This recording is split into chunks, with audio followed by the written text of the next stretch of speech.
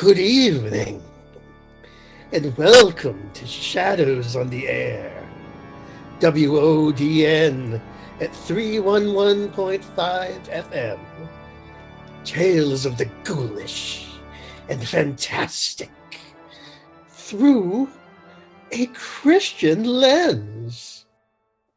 Tonight we will be performing something of an antique work from the old world, a world less secular, less busy, but wiser in its way, especially about the lingering power of hell itself. Carmilla was written by Sheridan Le Fanu way back in the 1870s. Le Fanu himself died soon after. Make of that what you will. I bid you now welcome to this eerie tale of unnatural desires versus the power of the divine, of physical and spiritual corruption of an almost demon in human form. Beware, beware her name, Carmilla.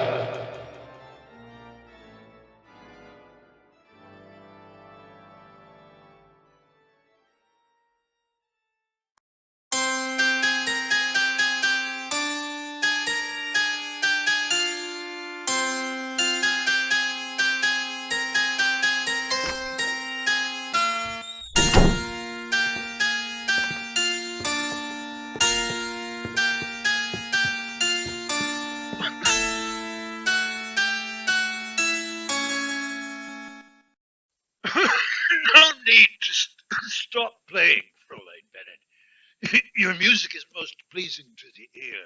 Thank you, Baron. But I was nearing the end of the piece.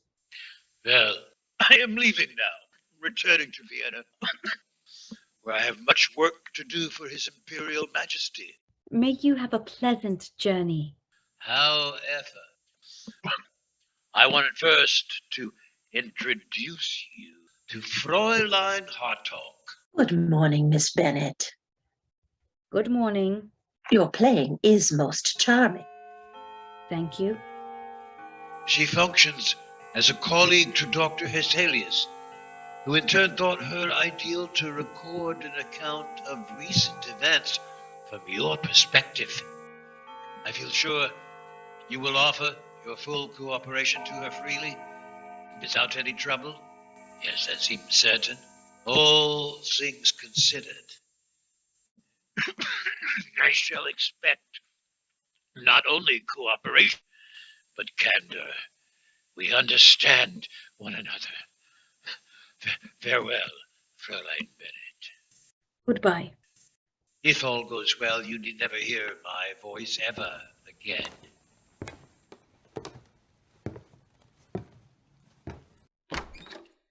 I am looking forward to hearing your story, Miss Bennett. May I ask why, please? Details can prove helpful in diagnosis and treatment. Oh, am I not recovered? We all hope such is the case. May I call you Laura? No matter. We, that is my cousin, seeks to understand what has happened here. Not only your own illness, but other events. From what your governesses and father tell me, this began with news of tragedy. Is that accurate? Why did Dr. Hesselius leave this chore to you, instead of taking it upon himself? I work as his secretary. Unofficially, of course, he has been compiling case studies for some years now. What kind of case studies? Those of special interest. Now, this news from General Spielsdorf, would you call that the beginning of events? I suppose so. Tell me.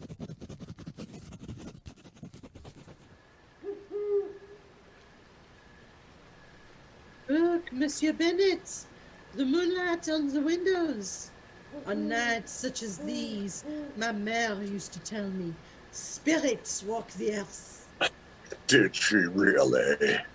Yes, she was wise, my mère. The men in my family have not always been so.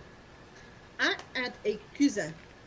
He worked on a ship, and one night, when the moon was just like this, he slept out on the deck.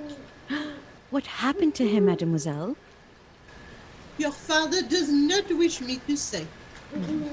The contrary. I insist you finish the story. He dreamed, my cousin. Dreamed of a terrible old woman, a hag, who reached out to claw his face with their talon-like nails.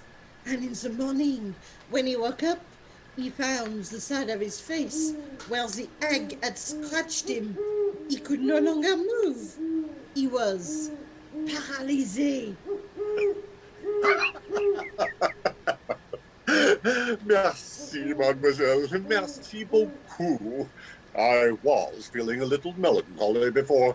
Such silliness has done much to raise my spirit. Laura, my girl, you know the truth of what happened in this story, do you not? Yes, Papa. Mademoiselle's cousin had a stroke in the night. Precisely. Oh, excellent. Madame Perradon, another voice of reason. Your fellow governess is yet again insisting upon living in a world of fantasy. Monsieur, even the ancients agreed the full moon has a strange power. Herr Bennett, as lone soldier, arrived with his sealed letter on horseback in quite an impressive white uniform. He left again almost immediately. Give it here. Oh, yes. This is from the general. Ah, he and his niece delayed? Was. Young Bertha has died. Oh, Mon Dieu! Yes, the poor man is quite distraught, almost unmanned even. I shall pray for the girl's soul. As you wish. The news has left me feeling quite melancholy. This night air does no good at all. Not now. Laura, help me indoors. Yes, of course. Madame? Mademoiselle? I shall stay out here for a time, I think. may I keep you company? I would be honored.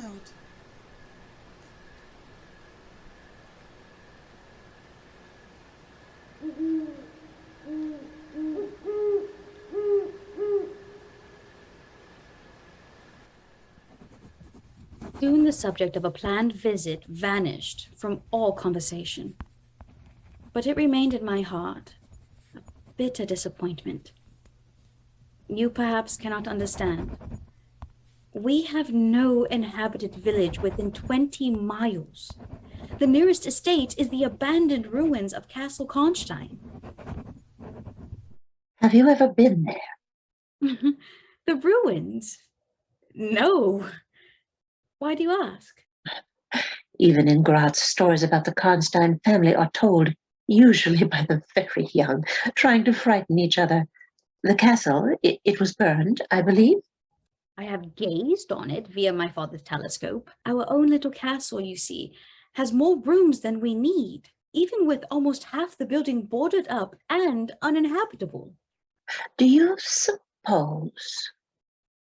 What? Well, this castle being so close yet so much smaller, was this a part of the original Karnstein estate, do you think? The next full moon fell in June. That was when it all began, really, or when it seemed to have done so. Again, a cloudless night. Again, bright moonlight everywhere, casting deep shadows. I was seated under a tree within such a shadow. I gazed at the still waters of the castle's moat, trying in my mind to make the reflection of the moat into some kind of face. And I listened.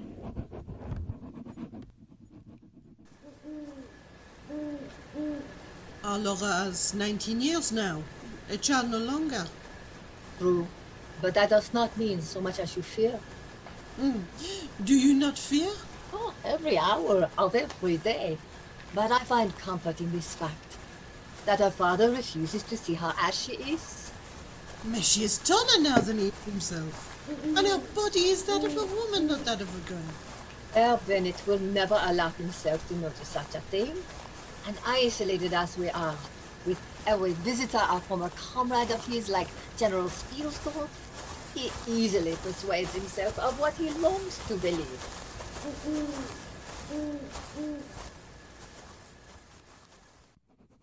I could not make out what they were saying, but watching them walk, hand in hand, I did feel a certain pain of envy. Oh, Mademoiselle de la Fontaine had come to us when I was 10 years old. She and Madame Perradon had become very close friends. Madame Perradon, she is married? My father called her that as a title of authority. In most ways, she runs the household. Has done since I could remember. Oh, Dieu, do you see? The carriage is going much too fast. Will they make the town? No, the horses cannot slow in time. Go tell Herr Bennett. I shall summon the stable hands.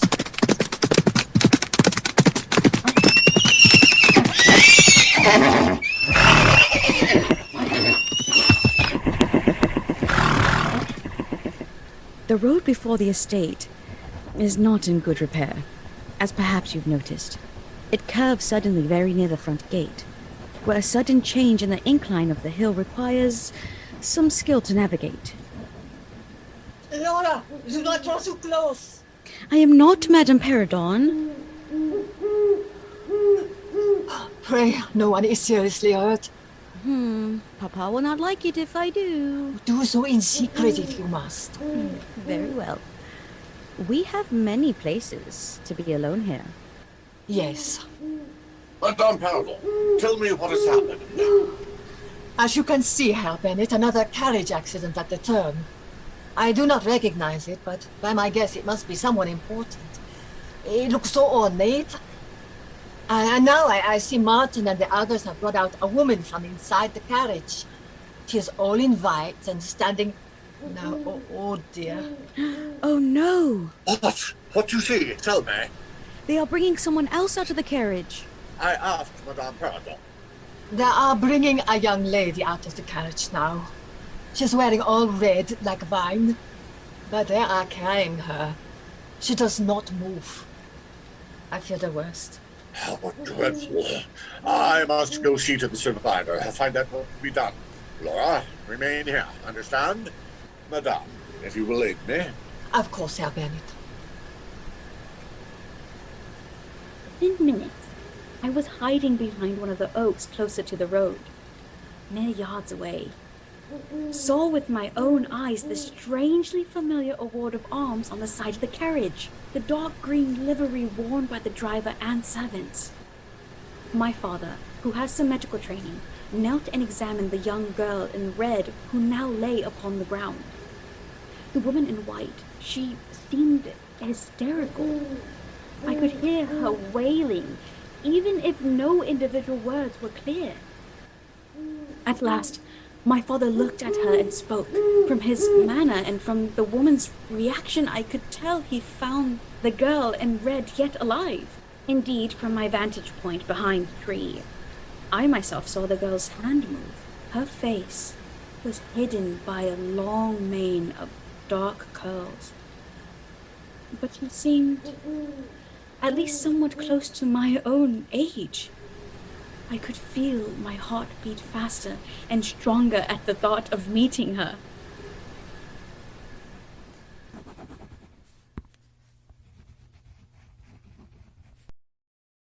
Fraulein, How much do you know of our lives here? some little enough. You and your father are English, yes. After serving the emperor for many years, father retired on a pension. He came to live here in Styria. He married a local girl, many years younger than himself, my mother. Forgive me, but how do you understand her to have died? My father does not like to speak of it. This young lady in red, the one carried unconscious from the carriage, the one whose hand you said moved, she was, I take it, your missing friend. This was the mysterious Carmilla. Yes. Of course, I did not know her name. Not then. Oh, are you well? Carmilla. That was her name. Carmilla.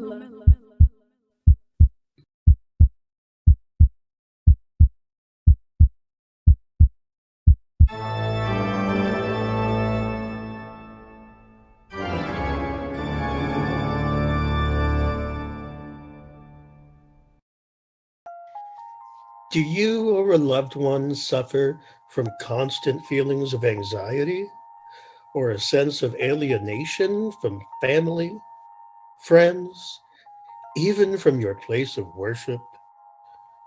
You know what might help? Somofax, the over-the-counter sedative recommended by 9 out of 10 mental health professionals. Somofax is not a psychotropic drug, yet can soothe the very real emotional pain caused by boredom, despair, female hysteria, irrational feelings of persecution, and even mild forms of so-called dysphoria.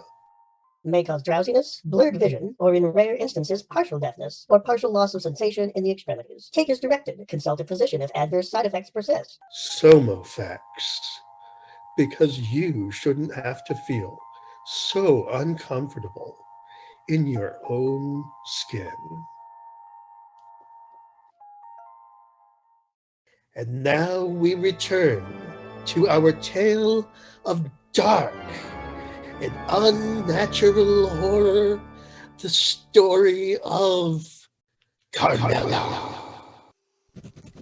Next day, I spent what seemed like hours staring at the painting outside the door of the guest bedroom. It portrayed the Egyptian queen, Cleopatra, holding a poison snake to her bosom. At one point, Mademoiselle de la Fontaine and Madame Perradon walked by while I was behind a corner. As usual, they did not notice me. I saw her only briefly, but she seems terribly pretty. The same cannot be said of the Countess. Fine features, but clearly ruined by haughty, even cruel thoughts. I could not see her eyes and felt no desire to, yet her features are similar enough. Hard, dark, like black diamonds. I have seen such eyes before. Oh, chérie. What did the ladies discuss? Speculations about the mission the Countess had told my father. I think they doubted she had deigned to tell him any details. When did you finally meet your guest? Not until the afternoon. Father bade me go say hello.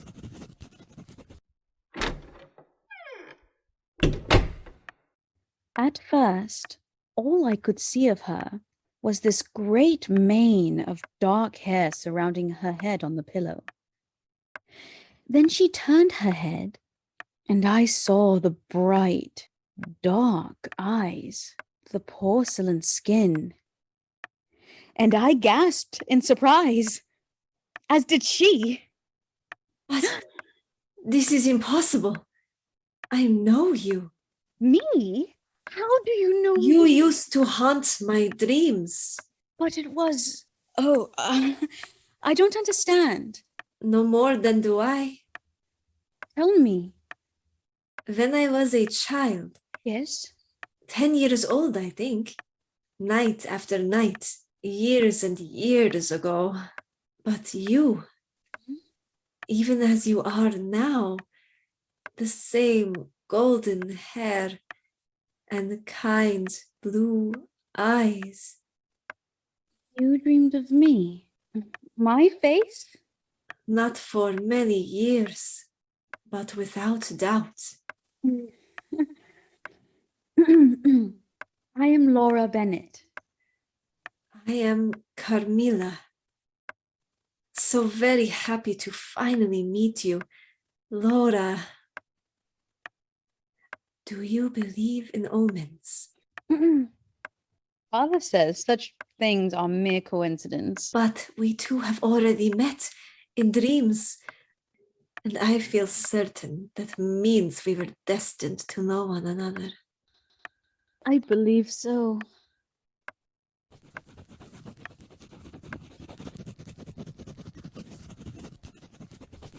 Odd that, this dream. Unless, of course, it was some stratagem. That seems likely, to be honest. She refused to reveal anything about her past. Although, I often pressed her for some details. Quite by accident, she revealed a few very tiny ones. But I longed for more. The aristocracy do keep their secrets. One must assume Miss Carmilla and her mother are not close, given that she did not even ask after the Countess.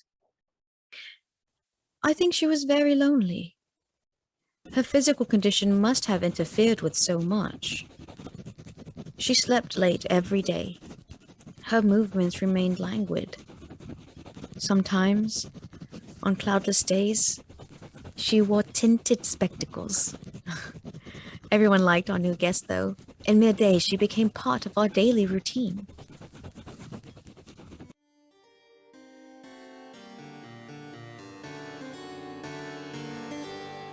I could listen to you play for hours. I'm surprised. You don't play an instrument yourself. It was one of the first things Mademoiselle de La Fontaine insisted I take up when she arrived. In your family, did no one play an instrument? I may not sing. You know this. How could such a tiny detail threaten your family's secrets? Truly. I know almost nothing about you, not even your family name. I do not mean to be cruel. Yet you are. I wonder at my patience sometimes. Seek to learn no more of me. I am bound by laws harder than the coldest iron, and cannot break them, even for you. Yet in time, I promise, you shall know all. Tell me again about what I said in those dreams. You would tell me I should not always be alone, or say again and again, I am here. No need to be afraid. And I would stroke your cheek. Yes. Like this. Slower. This, then?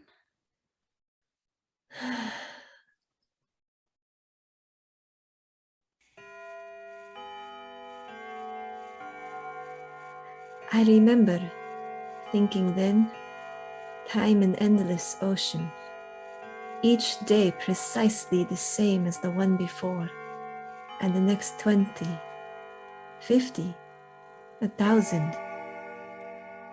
How do you see it now? A swift river, ever growing in speed, inexorable. Ah, as I suspected, to find Laura is also to find you, Carmilla. I must share some news. This probably will not impact your actions at all, but your father demands it. No one is to leave the estate without his permission. There is some sickness in the surrounding farms. Young women quickly growing weak, too tired to do anything but sleep, and then in a day or so, 3 in the last week, with 2 more afflicted even now. I suggested your father have a doctor come from Graz and examine the girls. He is considering it. How very sad. Is it? As it happens, he knows of a relatively young but promising physician through a friend. Now, I have much to do. Maybe our guest will consider eating more than a few sips of soup or nibbles of toast at dinner tonight. I shall try, madame. You are a gentle soul. But tell me, did you know these girls? I hardly know anyone. And yet, these handful are not the only people to die in the last 7 days, are they? In Austria alone, many hundreds must have breathed their last so far today, and it is not yet 3 in the afternoon. Consider the world entire. How many then? How terrible. Fascinating. But still. And also inevitable. Natural, even. We must end, just as we began. And only if we are very lucky indeed are we not happier when we do.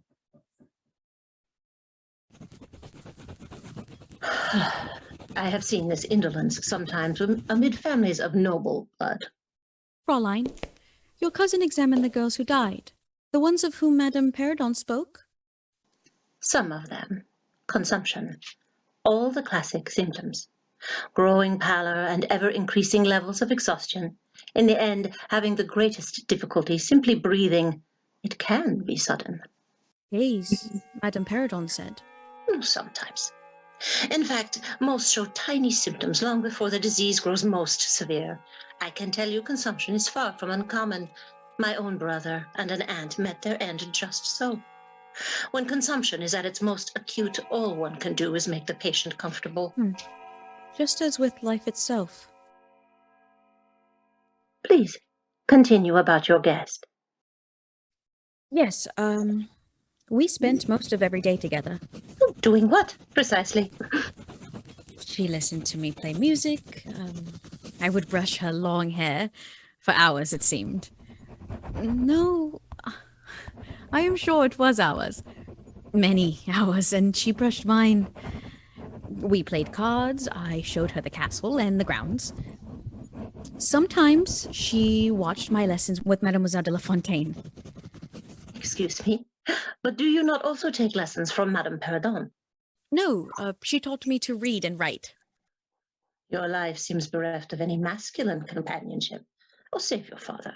But continue. Consider me fascinated by your story. Tell me about the funeral.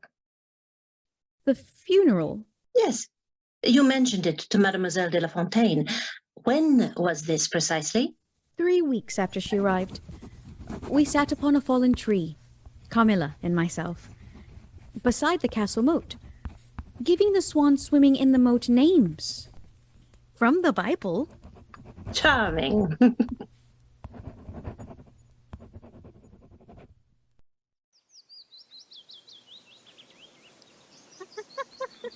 I don't believe you. That. You speak as if your first ball was ages ago. Yet here you are, still young and beautiful. I shall tell you a secret, dear Laura. What? I feel far older than I may appear to you. And yet, holding your hand, I do feel younger than before. Before? Before what? The night before. That was the last time I dreamed of...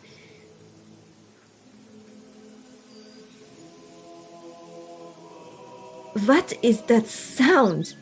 I think it looks like a funeral. I recognize the local priest, but everyone is wearing white and red, and men are carrying the coffin.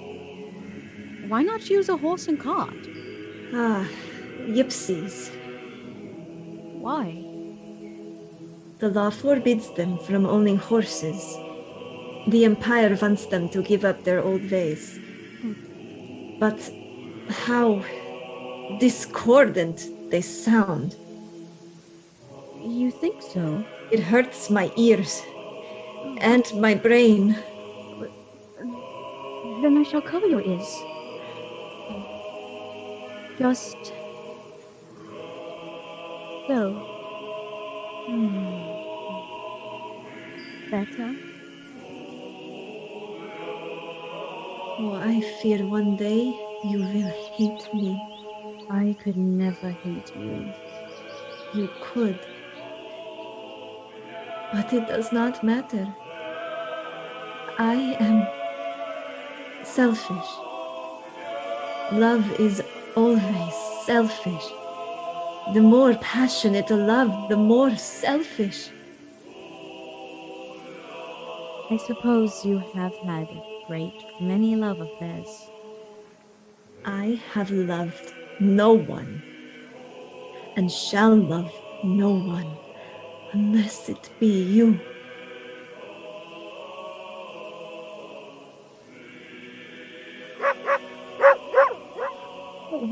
What? Who are you? Stop that, you hear? Stop it at once. Your pardon, gentle ladies. It is my niece who is to be buried. Maybe you notice our funeral train. Apologies, this dog is making such a fuss. Truth is, our way is to sell what belonged to my niece now she is gone. I have here some rings, some of her crosses. Pretty, as you can see. Please, would you like to buy something? For the family's sake. No, I don't believe that we're Yes, interested. these crosses she had. How much? Is this enough? Yes, indeed, goodness. Many thanks. Which of these do you desire? The two with red stones. To match your gown, I see. They are now yours. Many thanks, very many thanks. Wait. Here are a few coins. You are as generous as you are beautiful, young miss. This ring. And also this one. An excellent eye you have as well. Much gratitude. But why do you give away your niece's things? It is our way. But why? Tell me. Now. The dead, they do not always rest. We know this. Life and death, you think them two things, and two only. We believe them more. And sometimes the dead, they can be dangerous. Even if they don't mean to. Take that filthy animal away. At once. Be quiet. Come along now. Leave them be. Huh. You say Carmilla was rude to the gypsy woman. She was annoyed at the woman's dog. Dirty, brutish thing. Which cross do you desire? This one. And now, which ring shall be yours? Choose one for me. Here then. Let me put it on your finger. Here. You put this ring on my finger. You are mine. You shall be mine. Now and forever. Say it again. You are mine. Do you like to hear me say this? Yes. And?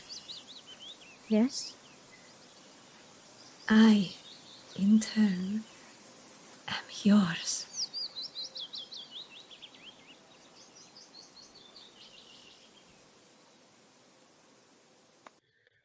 We at WODN would like to remind everyone of our upcoming new series, Heroes on the Air, starting up in 3 weeks. First up will be The Alamo Remembered, an original audio play about the American martyrs who gave their lives halting forward aggression in the Mexican-American War. Other stories in coming weeks will include Lost Cause and Betrayal at Pearl. Wednesday nights at 8 p.m. here on WODN 311.5 on the FM dial. And now we return to our tale of pure innocence, corrupted by evil. Laura, our lonely heroine, raised by those who call themselves modern, rational, progressive even, finds herself defenseless against evil incarnate, the stranger named Camilla.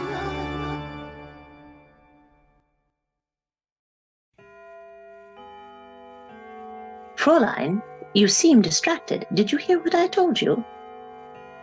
Forgive me, I was distracted for a moment. Ah, of course. And I have not yet recovered my strength. As it happens, Fraulein Bennett, the gypsies had camped out in the ruins of Castle Karnstein. Did you know? How would I know that? The girl they were burying was one of 4 who died as others had, with all the symptoms of consumption. As it happens, her aunt, the one you met, was named Florica. She was the last. She died very soon after, same symptoms as the rest. These symptoms you describe for consumption, are they not the same as my own? In my cousin's opinion, you suffered from mere anemia. The fact that you have recovered is the strongest evidence. Believe me, you are in no more danger than myself. Now, there was the incident of your nightmare, the one in which you awoke in the middle of the night. I did. Ah, was this the beginning of... No, those were the dreams that had not yet begun. Very well. Your father had little to say about this night. Neither Madame Perradon or Mademoiselle de la Fontaine said much more. Some kind of tumult and upset for the entire household, I gather. Tell me what happened. I remember drifting into sleep. In my dream, or almost dream, I attended a masked ball.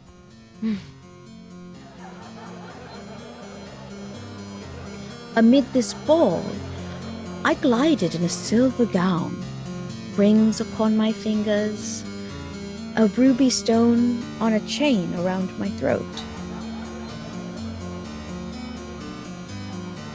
The prince grew closer, all in black save for a royal blue sash and a matching full mask covering his face. He gestured that he wished to dance with me. So we moved onto the dance floor. He took my hand, put his hand upon my waist, and gazing into his eyes, I felt a thrill of recognition. For his eyes, her eyes, they were the very ones of Carmilla.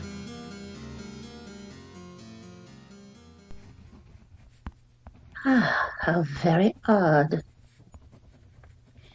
And at that very moment, a chill wind swept through the room. All the candles extinguished themselves. The roof somehow flew away, bathing the room in moonlight as all the other dancers fled. Then I heard wings, as if of a huge bird. Amid that sound, the blue mask of my dancing partner was blown away. Beneath, I did indeed see my Carmilla. Her, yet not her. For her flesh was now the color of chalk. She looked emaciated, malnourished, and her eyes, those beautiful dark eyes, wept blood, dripping down her face. She opened her mouth as if to speak, but only more blood and gore flowed past her lips. I woke with a scream. Carmilla! Carmilla! Carmilla! Carmilla! Carmilla! Carmilla! Carmilla! Carmilla! Carmilla!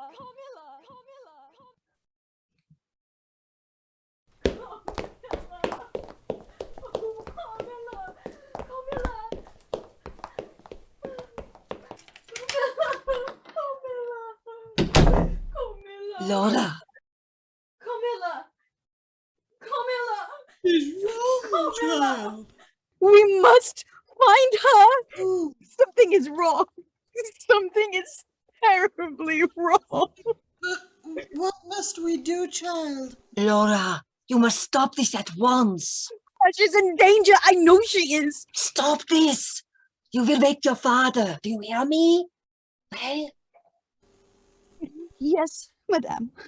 I hear you. Is it Carmilla who you fear for, my pet? Yes. Yes. She is. I fear for her. I can feel it. Then do not raise your voice. Come then, Laura.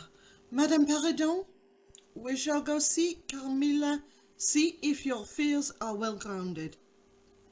Thank you 1,000 times, mademoiselle. Yet you must be quiet, oui?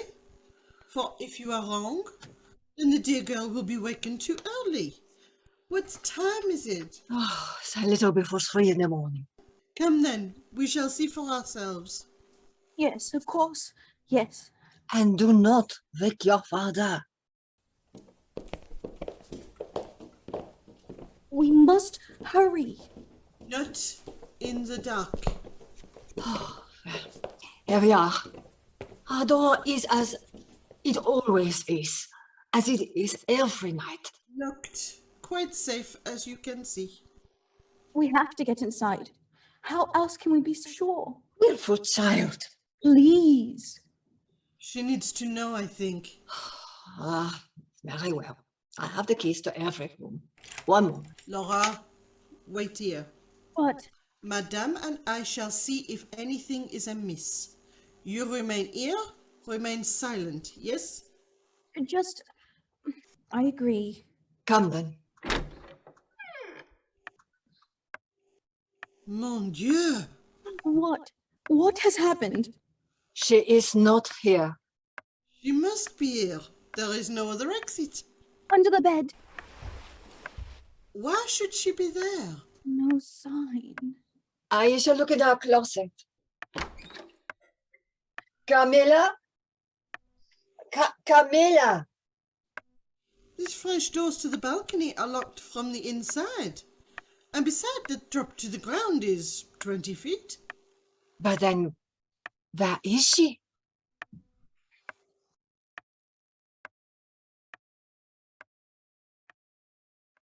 As you can imagine, father had to be awakened, much to everyone's distress, mostly his own. Ah, of course. Servants were roused out of bed, given the task of searching the castle, all 4 stories of the habitable wing.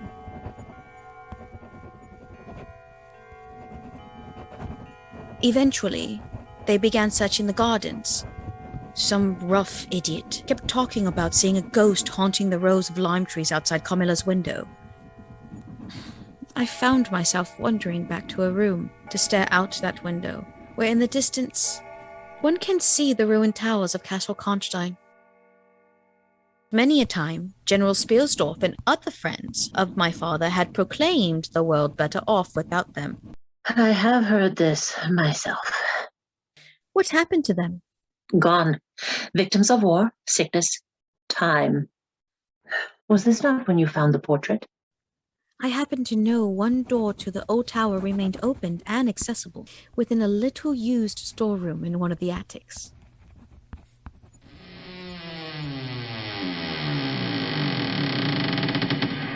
A stone spiral staircase rose before me. I should have thought to bring a candle, yet it was well into the morning now, and the sun illuminated my way through long, broken windows. I reached the bedroom in mere minutes.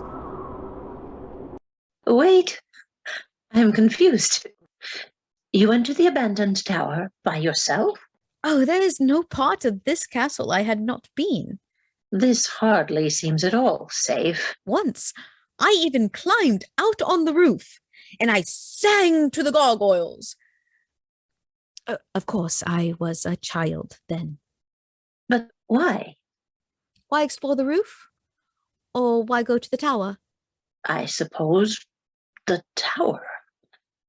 Looking for Carmilla. Atop the stairs is an old bedroom, I suspect that of a woman. Broken furniture strew all about, carved in the shape of claws and wings. Just as I remember it. The smell of mold and rot. Yet, this time, I noticed a small painting hanging on the wall, in remarkably good condition, halfway between two windows. I don't know how I could have missed it. An oval portrait, perhaps 5 inches wide, of a beautiful young woman. She was the very image of Carmilla. And there was even a date carved into a metal plaque attached to a wooden frame. What date? It was 1698. Think for a moment. All that has happened since an artist created that painting. Instead of Austria, there was the Holy Roman Empire. The colonies in America, they were holding the infamous witch trials in Salem. No one had ever heard of the name Napoleon.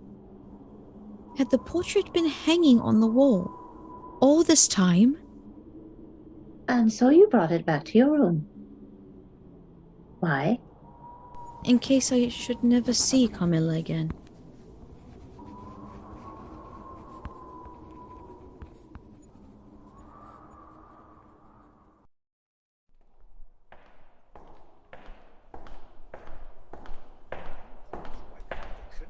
Indeed, we have been searching for hours. Vraiment, hours and hours. We were dreadfully afraid you'd been abducted. Yes. Well, if I may ask... Carmilla! Dear Laura, I fear you have all been upset on my behalf. I came back to her room from my hope of finding a clue, and here she was. What matter? The important thing is that you are here and safe. That is important, yes. But so is the mystery of what happened. Your mother, the Countess, would be most unhappy should any mention to her these events. I am at a loss, Herr Bennett. You say I have been missing and absent from my room, yet it seems to me I have awoken in precisely the same bed in which I went to sleep. You were most definitely not here 1 hour ago. I had the same thought as Mademoiselle and checked. I do not understand. Carmilla, if I may, do you have any history of sleepwalking?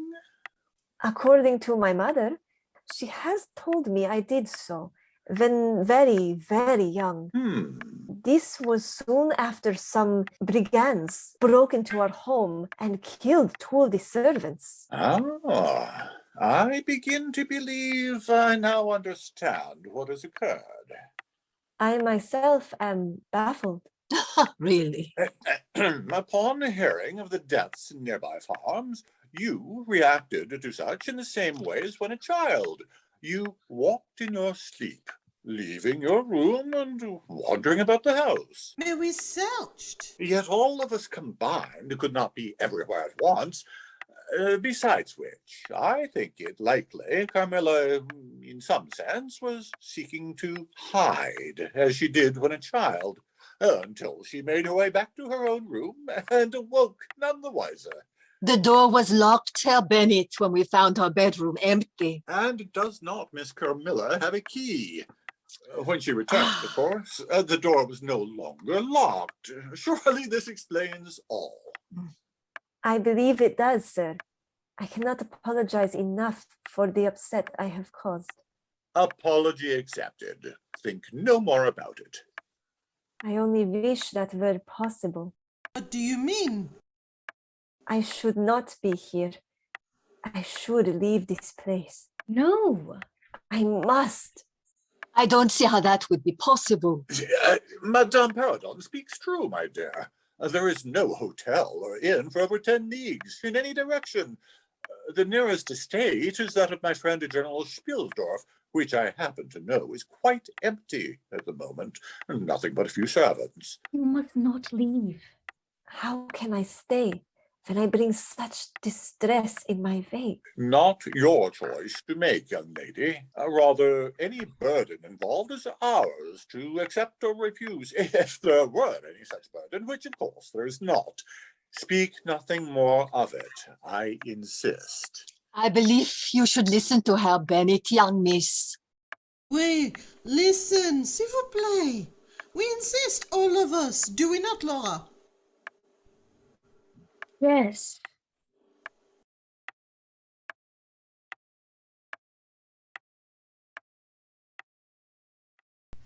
She, of course, was eventually persuaded. In truth, I worried. About your friend leaving. But where was there for her to go? And how was she to arrive? Unless your father lent her his own carriage, the nearest village inhabited must be... Nothing you are saying I did not tell myself. Very well. Now, soon after this incident, that was when you fell sick, did you not? Yes. Perhaps my worries had an impact upon my health. And the other dreams, they began. Not immediately. A letter arrived, upsetting my father very much. What letter was this? From General Spielsdorf.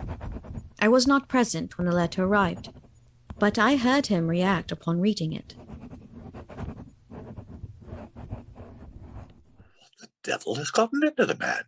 Has grief addled his brains? Whatever is the matter, Papa? Oh, Laura, and Miss Carmilla, good evening. You seem upset, Herr Bennett. Well, no, not truly. An old compatriot of mine, he suffered a loss recently, and now, well, it seems the shock proved rather more than his nerves could withstand. His letter reads not unlike the ravings of a madman, occult conspiracies and the like. He's even begun consulting various quack physicians as well as... never mind. I truly feel General Spielsdorf may be suffering some kind of break from reality itself. The loss of a loved one can cause great pain. True enough. I find myself pleased to have no memories of my mother. What? Otherwise, her departure might have marred all the happiness of every day and night. Ah, a very sensible thought. I am proud of you. Do you agree, Carmilla? I suppose it depends upon the quality of one's relationship. In some circumstances, better to avoid the scars someone close may inflict, even against their will. Possible, I suppose. If you will please excuse me. Of course, my dear. Will I see you later? I believe so.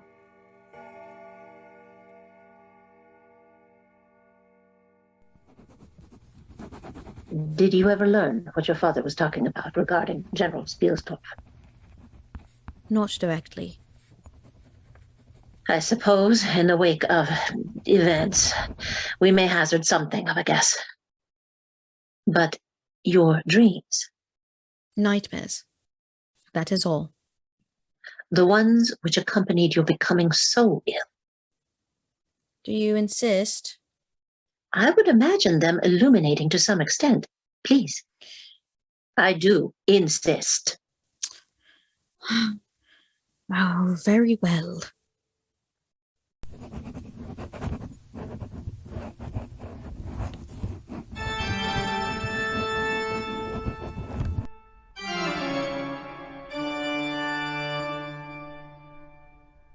Do you have a son or daughter, nephew or niece who no longer seem quite the same? Maybe they talk back to their elders, become angry when you try to give them moral guidance? Then maybe you should consider the services offered by the Reverend Rod Manmuth at Operation Gomorrah, sponsored by the Church of Blood of Christ. Operation Gomorrah has been helping parents and guardians bring their children back to genuine emotional health for over 12 years, returning them to God's natural state of affairs, breaking them one way or another of ungodly habits, until at last these 10 to 15-year-olds lose forever the will to struggle against it. And now we return to our story of the devil walking amidst the world of men. The story of Carmilla.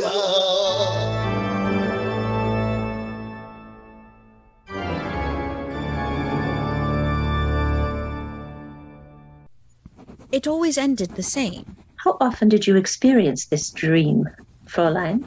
Not so often. Every other night, almost. This large cat you speak of, what did it then do in your dream? It seemed to bite me. Above my heart. Really? Not upon your throat? No. I presume that caused some pain. Not quite.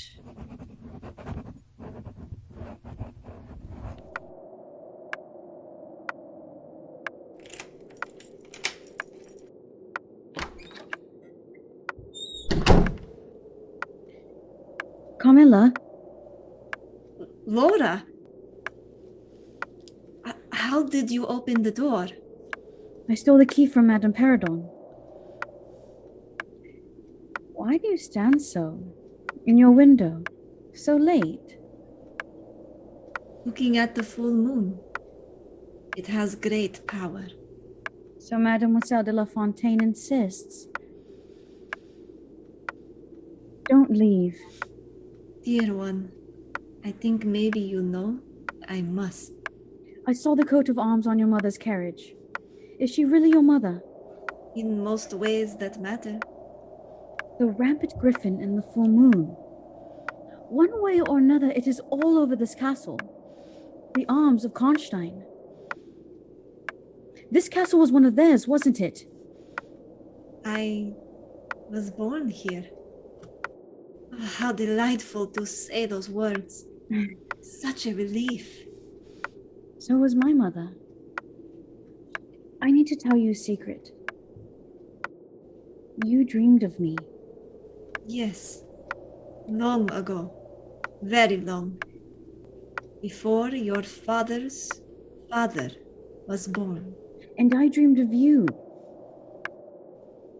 When? 10 years ago. You looked precisely the way you do tonight. Even the same translucent nightgown in the bright moonlight. Dark curls surrounding your face. Lips so pale. And yet, somehow so red at the same time. I dreamt you kissed me. How did your dream end? Your kiss. It hurt, and so I cried out. I woke, and upon finding you gone, I screamed and screamed and screamed in bitter loneliness. I woke my father and Madame Perradon.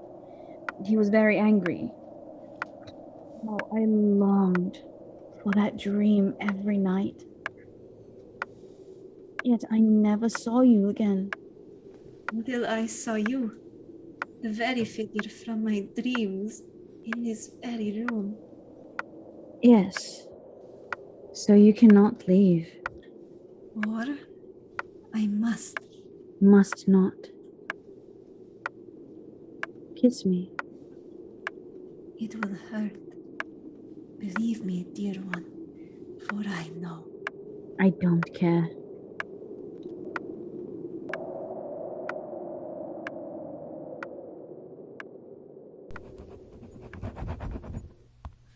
The sensation was strangely familiar. The cold thrill one sometimes feels in bathing or swimming against the current. How did it end, this dream? Or did it end differently each time? Oh, it always ended the same. The sensation would grow, and after a time I would find difficulty breathing until I felt myself letting out a deep sob. I convulsed and seemed to fall into a deep slumber. And from both your governesses, I have heard the same history. Mademoiselle de Fontaine said it began with this last full moon. What? You began to sleep later, to eat less. You went to bed slightly earlier, steadily, day after day. Sleep. It was something that eluded me, so I felt tired. Madame and Mademoiselle report you insisted very firmly upon sleeping alone. You even locked your own door.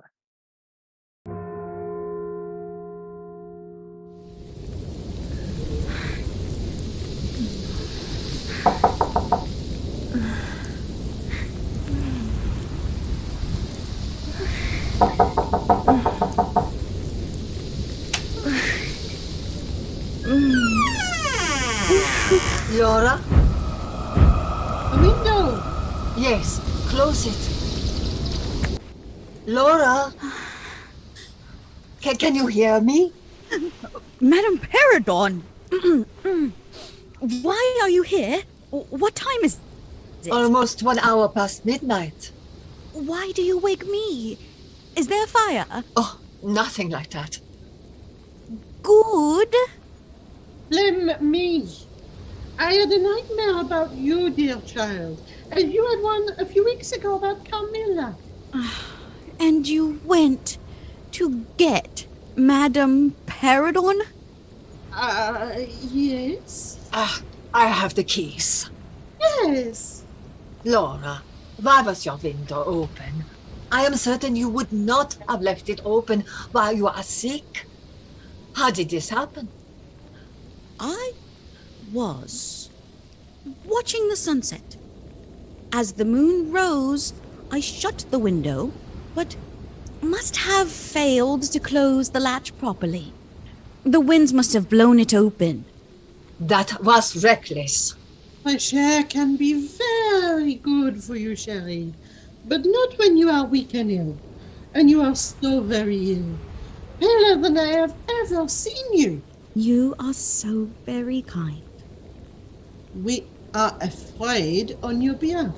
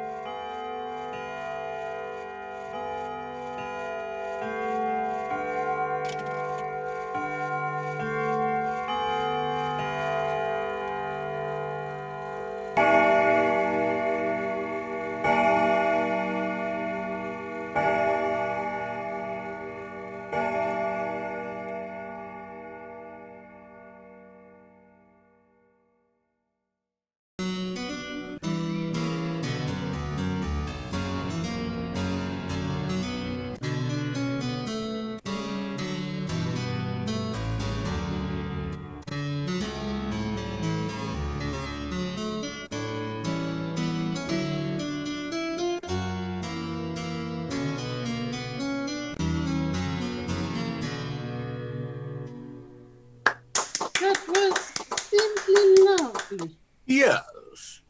I am glad you feel well enough to play, dear Laura. Thank you. Your technique has suffered somewhat due to lack of practice. Herr Bennett. But now you are recovered, I'm sure your playing shall return to its former quality. I'm sorry. You were saying something, Madame Perradon? No. I would not call Laura fully recovered, Monsieur Bennett. Nonsense. She's ready and able to play another composition immediately. Am I not right, child? Not quite immediately, Papa. Give me a few minutes, please. If you insist. Would you like some tea? Coffee, if you would be so kind. I shall prepare it. Coffee? I fear, Herr Bennett, I have been a poor influence on Laura. She has begun to drink coffee, even as I do. Hardly a good excuse. Still, You are most gracious. What is that noise? What noise? There are mounted soldiers on the road, entering the estate. What? Cavalry? How many? I don't know, several dozen at least. They look the same as the soldier who delivered the letter from General Spielsdorf. Pause. Let me see. I cannot make out any faces, but this looks like the better part of a battalion. Has the man gone lunatic? What do you mean? Never mind. I don't see Spielsdorf himself, do you? There, in the carriage. He is in full uniform. I don't recognize the man beside him. Wait, they are coming closer. No, I do not know him. But the carriage has a coat of arms upon it. White field with an inverted chevron and what looks like an eagle or hawk rampant. Black. I don't know those arms. They are not those of the general. Please excuse me. I feel the need to rest. Carmilla. Are you well, miss? I fear my body demands rest of a short time. I shall come with you. No need.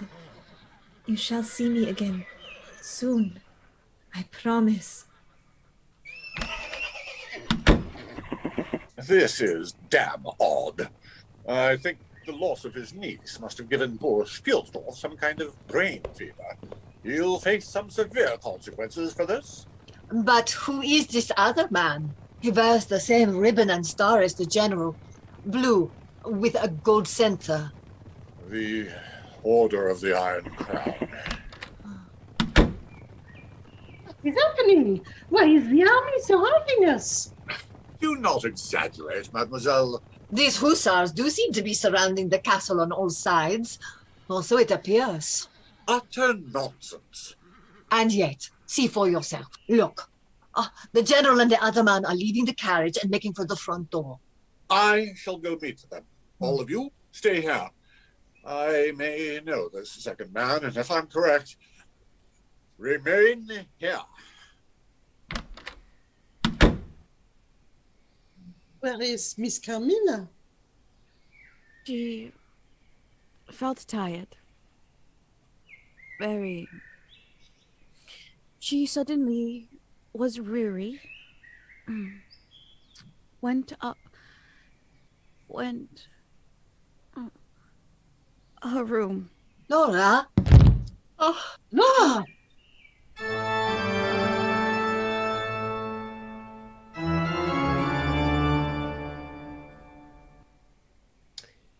We will return to the conclusion of our program shortly.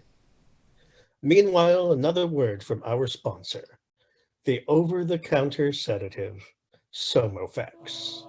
Ideally suited for those struggling with the strains associated with our hectic modern world. If you or your loved ones find the constant barrage of new ideas, new musical forms, new definitions, and even new interpretations of God too much to handle, then maybe, just maybe, Somofex is for you.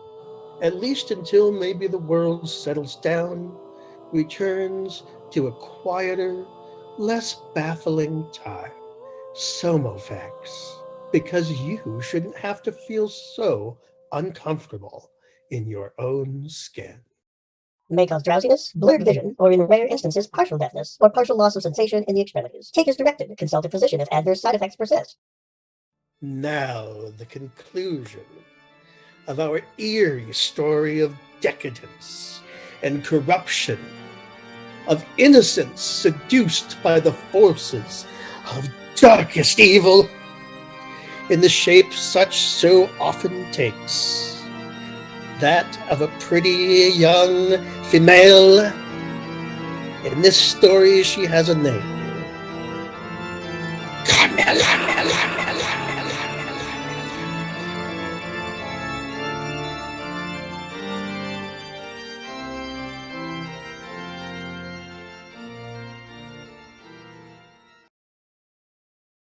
Mon Dieu! Laura! You must check her pulse. What? Carmilla? Mademoiselle? Madame? Where is Carmilla? She went to her room a short time ago. Oh. Yes. I remember now. I'm so sorry. I feel so silly to have fallen over like that. You fainted. Oh, if you say so. Where is... Oh, Father has gone to see the general. We are invaded, it would seem. They are coming inside.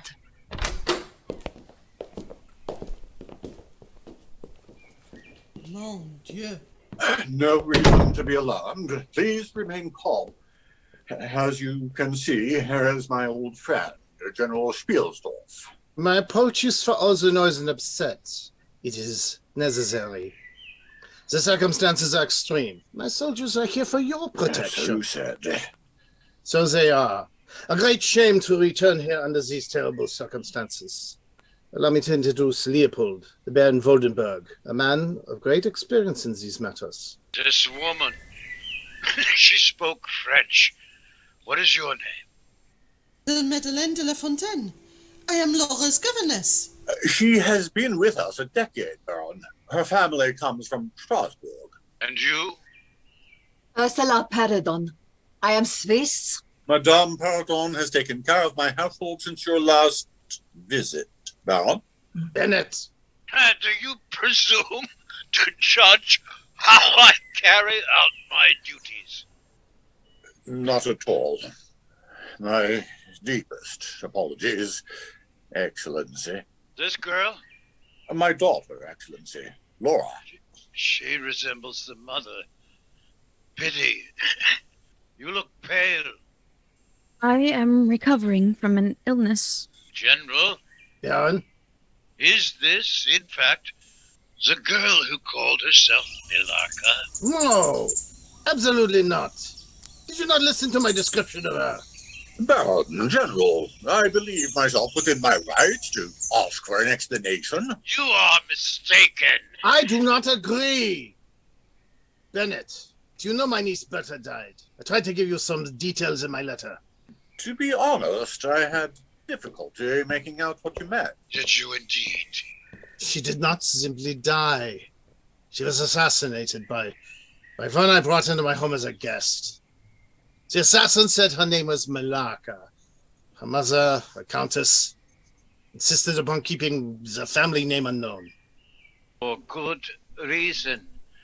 These creatures are bound by esoteric laws, not of the natural order. For example, they cannot directly lie about their personal names. At the very least, they must give some version of the name bestowed upon them at baptism. Likewise, their life cycles are somehow in synchronization with the phases of the moon. We believe her family name to be Vanyonno. Karnstein. Impossible. Alas, no. That name is now extinct, as you well know, both of you. The name, yeah, but well, I think you already know what I would say. My late wife's mother didn't even call herself Karnstein. Not after the marriage, no. Where was your daughter, Herr Bennett? while Bertha Spielsdorf was falling sick in the 4 weeks before the general sent you the announcement of her death. Falling sick? I thought you said she was murdered. Answer my question. I swear, under oath if needed, my daughter Laura was here on my estate. I saw her every day, as did we all. Your question does you little honor, sir. Honor lies in duty, Herr Bennett, even if inconvenient. Inconvenient? What is the loss of a wife, no matter how young and pretty, when held in balance with war against the devil's own? I am a Vordenberg. Our duty, our pride has been to cleanse the empire of those beyond even the mercy of God. The Karnsteins turned their eyes from heaven. By the sword and the axe of we Vordenbergs were they hunted down, such has been the glory of my name. To question such as to question the church, the throne, the will of the Almighty. I told you this once before. You evidently did not take those words into your heart, did you? What? General Spielsdorf spoke of a visitor whose mother said she was a countess and who refused to give a family name. Yeah? We have such a visitor ourselves. Go on. Her name is Carmilla. Tall, pale, with large eyes and long black hair? Just so. And very sad, I always thought. Where is she now? She went up to her room to rest. General, find the creature, use your troops, let none stand in their path.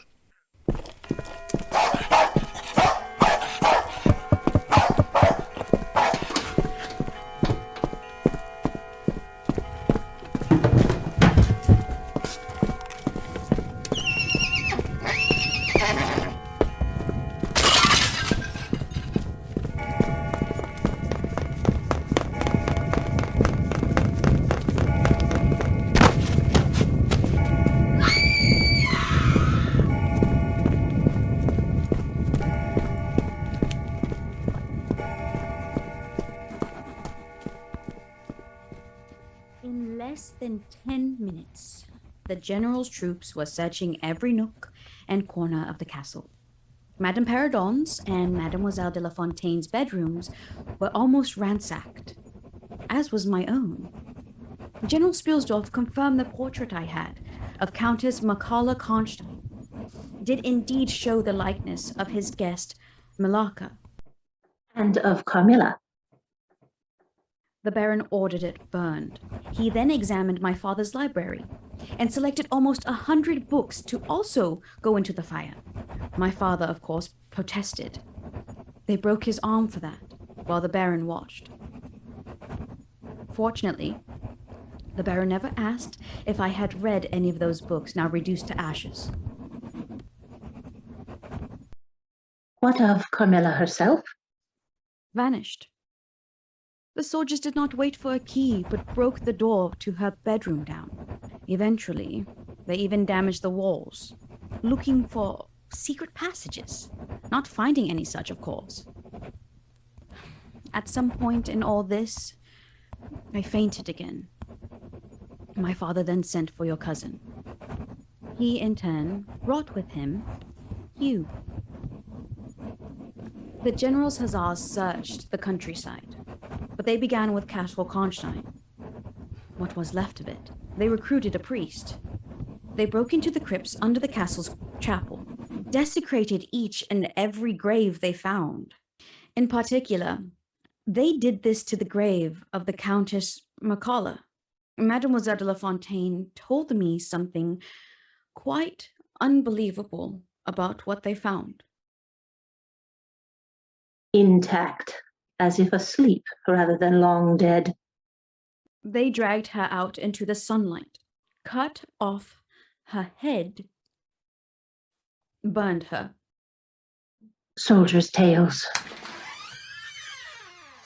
Laura, Fraulein Hartog, dinner will soon be ready. Thank you, madame. Will Herr Bennett be joining us? He remains in bed. The laudanum Dr. Heselius left behind helps him sleep. Very good. Fraulein Bennett, I am concerned about this castle as a home. The walls are cracked, help if needed many miles away, the air itself stale, a place where a great many diseases of the body and soul may come to seem natural. We all are and remain devoted to her. Some man shall be fortunate beyond words to be given Fraulein Bennett as a wife. Likewise, Fraulein Hartog.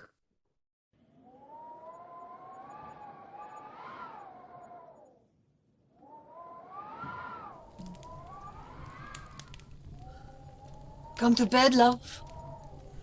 Should we check on Laura, do you think? She will not thank us if we did. True.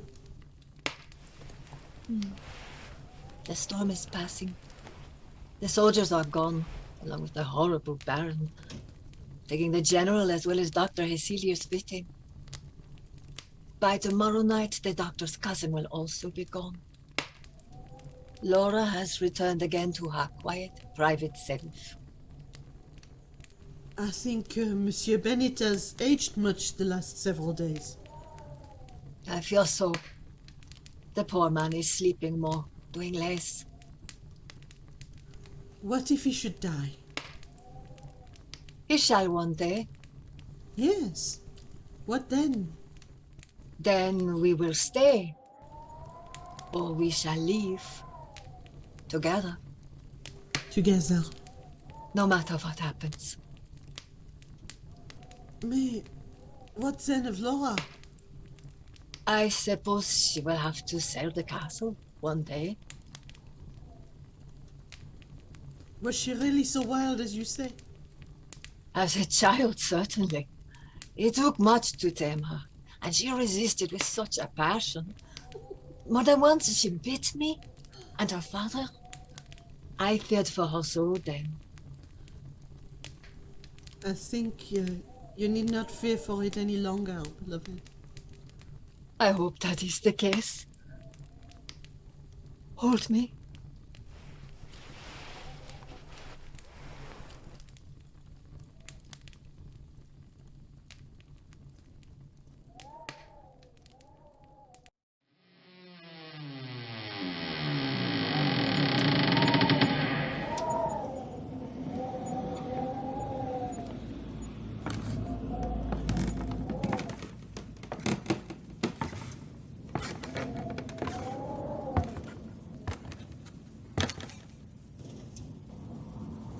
This was her room.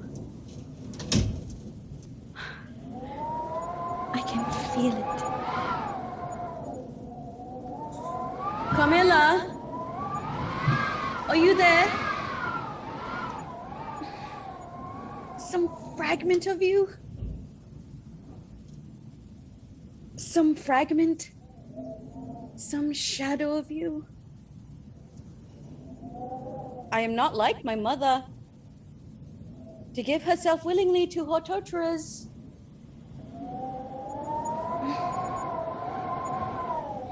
I shall not surrender. I shall live. I shall love. I do love.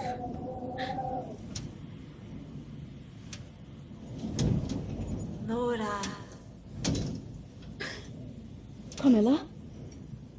My love. Carmilla?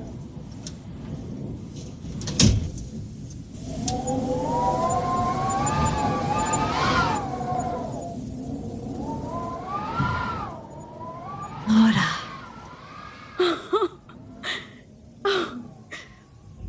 I did not expect to see you.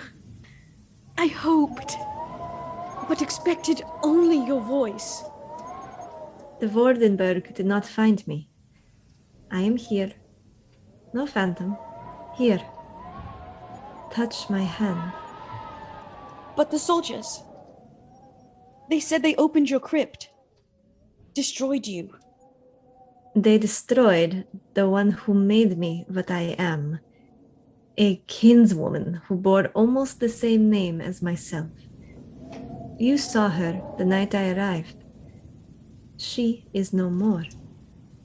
In truth, they never found my resting place. It was never in the old castle. No. Your tomb lies here. Hidden somewhere on the grounds of this castle. Exactly. And now? Time to sleep. For a year. Or 20. Or maybe 100. As shall I. My love, I walk surrounded by phantoms and dark things the living barely guess at. The blood of others becomes my food, and their ghosts hover forever nearby. You would watch the life of the world, but only sometimes ever touch it. And then, as a stranger, a nomad across ages. Free from foolishness and the evil of man? No longer bound to empires or churches or petty rules. Hunted by the few who know of us, who for that very reason prove relentless. Those like the Vordenbergs, their hate is passed down generation after generation, and that hate seems justified in their eyes. They kill for pleasure, not need. You know it. Slaughter thousands over who gets to wear a crown, or draw a line on a map. Hang beggars for stealing food. Burn children because their parents pray in the wrong language. I don't believe that matters so very much to the dead, or those who mourn them. The dead are the dead, and all those murdered are restless.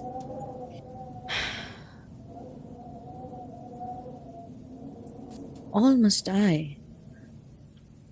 All will die. Let us live and love. Until then...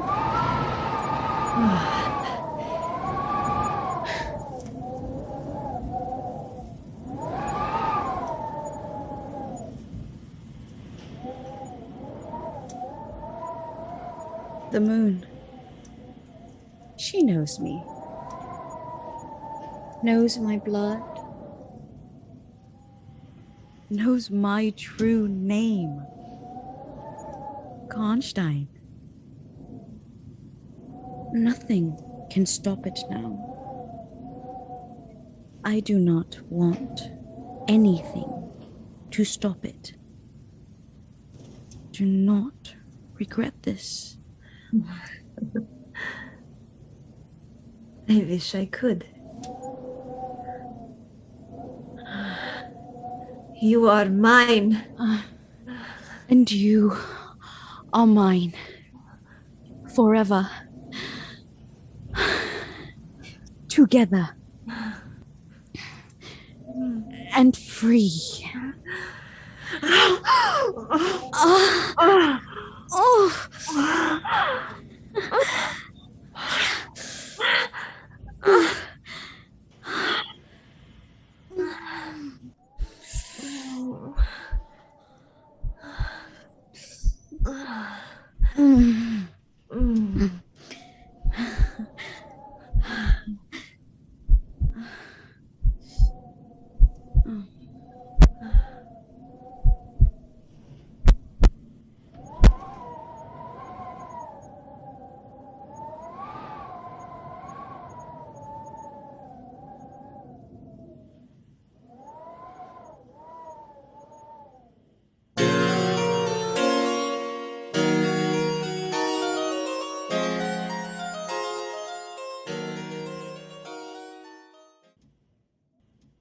So ends WODN's production a tragedy of lost souls and tolerance of corruption.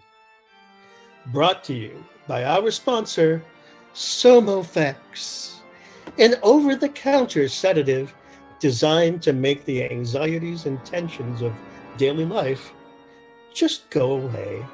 May cause drowsiness, blurred vision, or in rare instances partial deafness or partial loss of sensation in the extremity. Take as directed. Consult a physician if adverse side effect persists. Somofex, because no one should feel uncomfortable in their own skin. Tune in next week when Shadows on the Air will present our version of the great Howard Phillips Lovecraft's A Shadow over Innsmouth, a tale of insidious racial pollution in a small American town. See you then, and Merry Christmas.